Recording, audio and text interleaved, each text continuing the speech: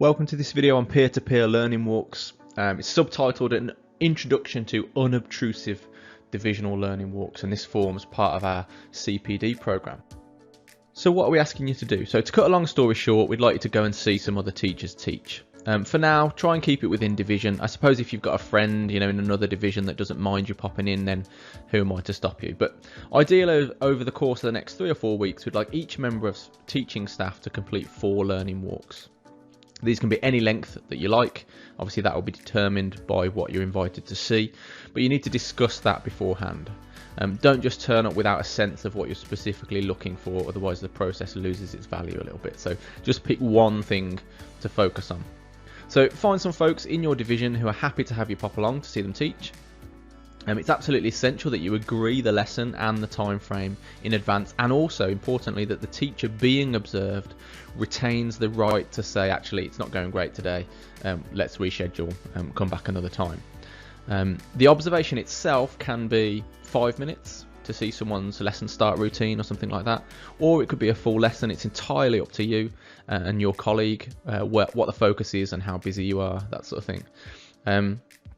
There's a really short form to fill out, which I'll mention in a second, but the most important thing is not so much the form, but that you give the teacher you observe a bit of specific and pinpointed feedback about that one focus that you agreed on for your visit. It doesn't have to be formalised. It can be a 2-minute chat while you microwave the coffee that you made 3 hours ago, never got time to drink.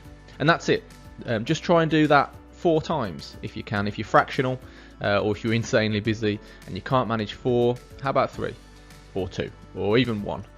In this case, I think something is definitely better than nothing.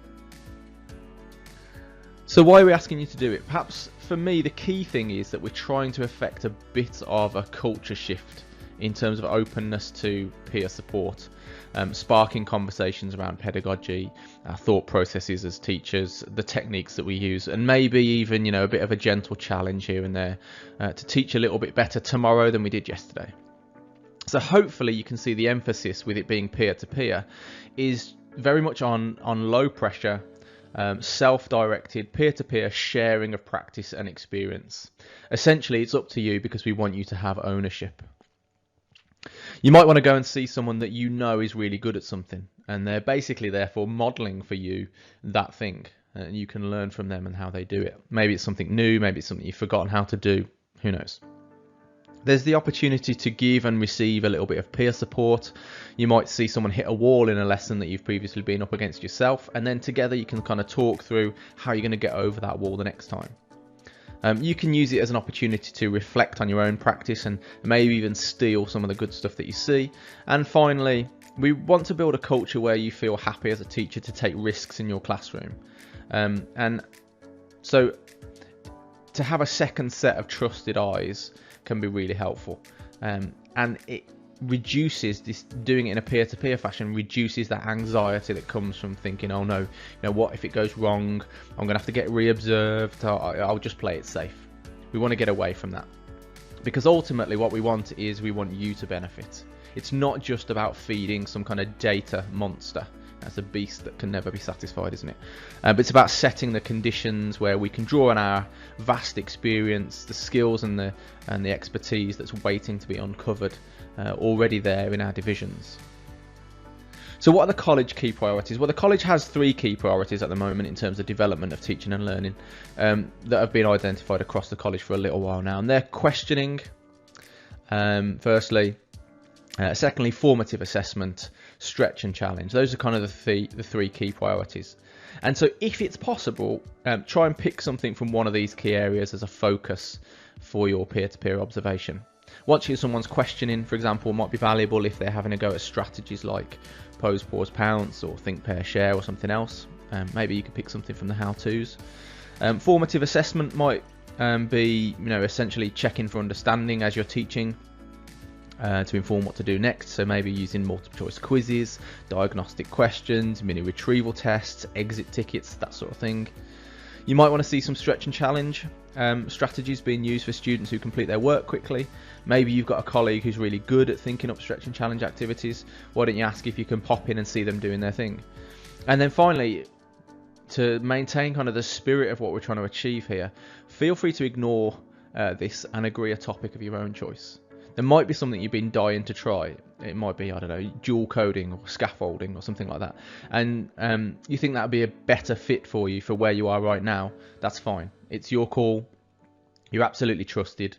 Go for it. Give it a go. So what will feedback include?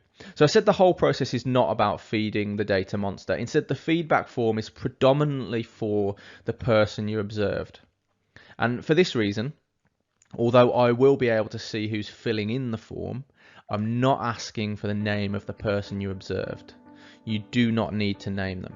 So the form will take about 3 minutes to complete. So it's meant to be nice and snappy and short. It's just to kind of compose your thoughts, I suppose. You do not need to name the person you observed. And so that should hopefully free them up, to swing for the fence a little bit, to be brave, without worrying that it'll be recorded somewhere if they muck it up. However, they might want you to share their name, but you must check this first. They might do this perhaps if they've done a particularly fantastic lesson or a fantastic bit of teaching or a fantastic technique and they want to flag it up to the professional development team, which of course we would positively encourage, or they might do it if they want one of us to give them a hand with something. But to reiterate, you do not need to share the name of the person you observed with us unless they ask you to. As I've already said, the key thing is that you're seeing each other teach and having constructive chats in your divisions, working together to help each other improve. So there are 5 key questions, or 5 questions in total, in fact, on the form. What was the focus? What did you see? What are you going to steal? What would you suggest? And is there anything else? So really straightforward and simple. And once you've submitted the form, it'll ask you if you want to download your responses. You don't have to, again, of course, but it might be nice to download your responses and send that feedback to the person you observed just for their records, especially, obviously, if it's really positive feedback. Well, that's it for this CPD focus. If you want to get any more on this sort of thing, here are some places you can go. But thanks for watching.